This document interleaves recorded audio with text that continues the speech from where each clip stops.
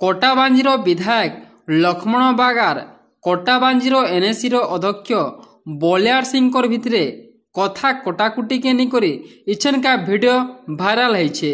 गुटे meeting रे बलियार सिंह लक्ष्मण बाग को किसी कहूथिबार बेल के लक्ष्मण बाग भी तार प्रत्युत्तर रखिछन। ई कथा के निकरी कथा कटाकुटी हेछन।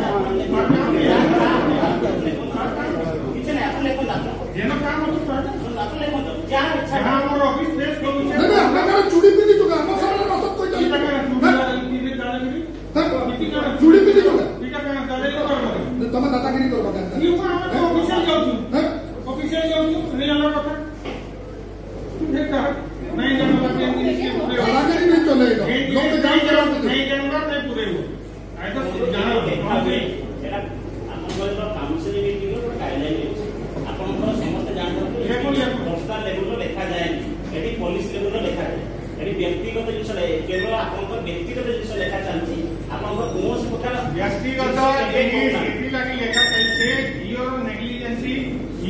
छुट्टी केबे जाउछन केबे आउछन या करम अपन कहि